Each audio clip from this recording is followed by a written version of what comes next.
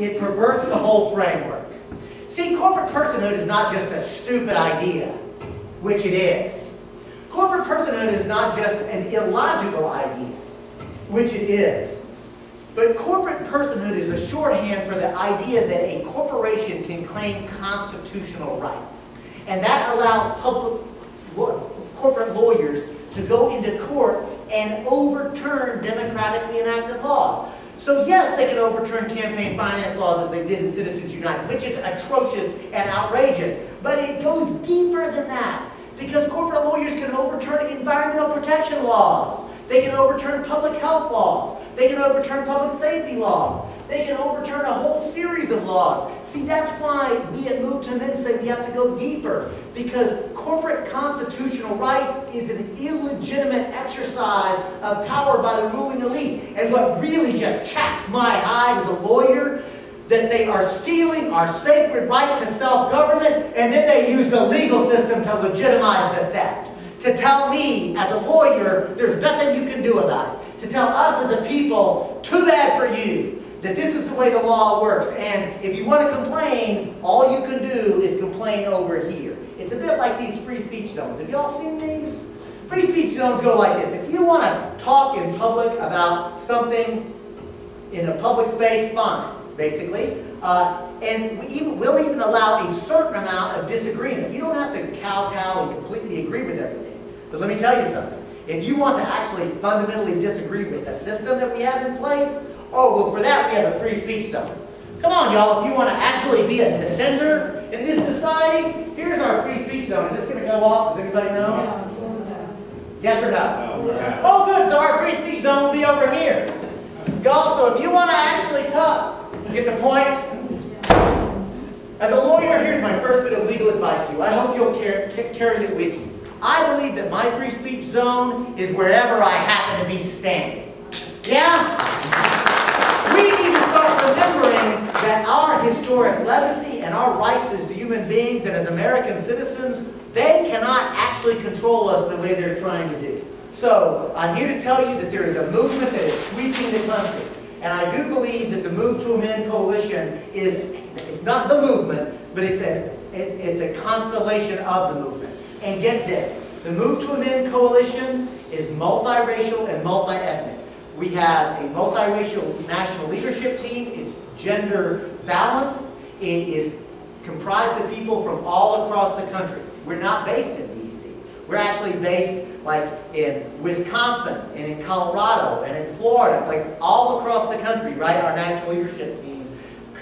Ordinary people like me, like you, who are coming up. And our demand is simple. A constitutional amendment that will do two things, not just one, but two things. One, to abolish the utterly ridiculous idea that a corporation is a person with constitutional rights. So corporate personhood, sometimes I call this the well, duh amendment. I mean, of course, only human beings have constitutional rights. And may I be very clear, this is important.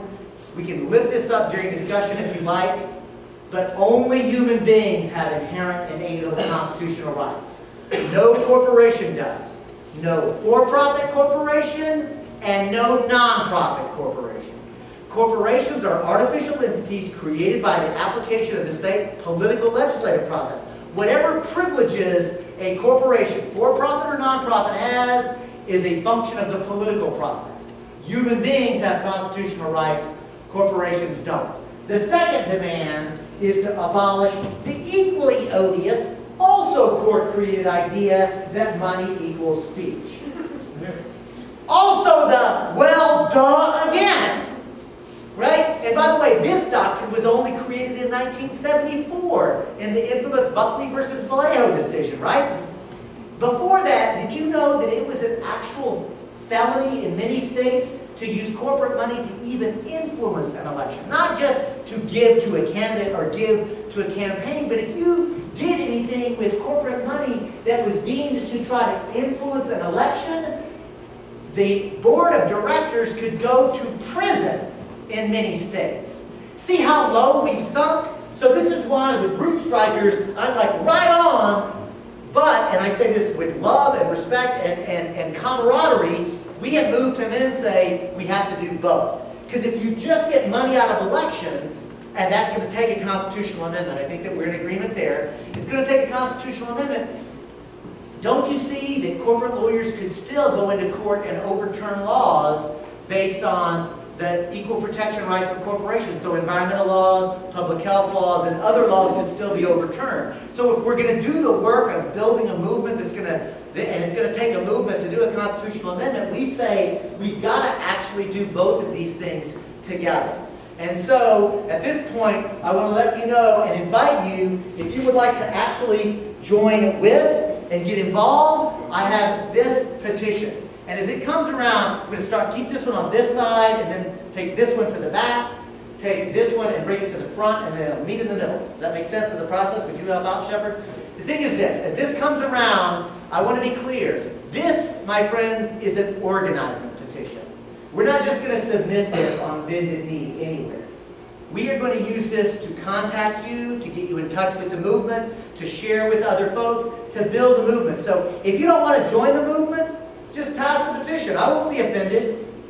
I'll be surprised, but I won't be offended. And let me answer this and then ask this. If you've already signed up online, you don't need to sign again. If you know you're already getting stuff from Move to Men. If you're not sure, go ahead and sign up again because we can be in touch with you. That's not a problem. If you're able and interested in a smartphone and you have an app, there is a, what is it, a QVC? Like to the younger people. What kind of code is that? QR code. Thank you. A QR code, and you can just do whatever it is, the magic that you do, and make that happen. So if you want to sign up, if you're already getting it, you know you are, you don't need to. But if you're not sure, go ahead and sign up again. And now, at this point, I'd like to actually invite people who want to actually make a comment, ask a question, or in any way engage in conversation. You're already number 1, Ted. Anybody else? Sir, you're 2. Sir, you're 3. Man, you'll be number 4. Number 5. Brother, when I'm facilitating a meeting, when you scratch your nose, you get called on. So we got 4. You're number 5. So before we do this, I got to ask very quickly, hey Shepard, what did I charge you to come here today? Nothing. Nothing. Ted, what was my fee to you? Absolutely nothing. Absolutely nothing. In fact, it's my standard fee.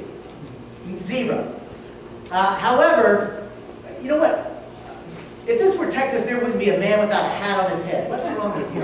Is there not a hat in the crowd anywhere?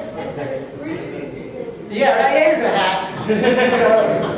So in the spirit of my grandfather, the Baptist preacher, we're going to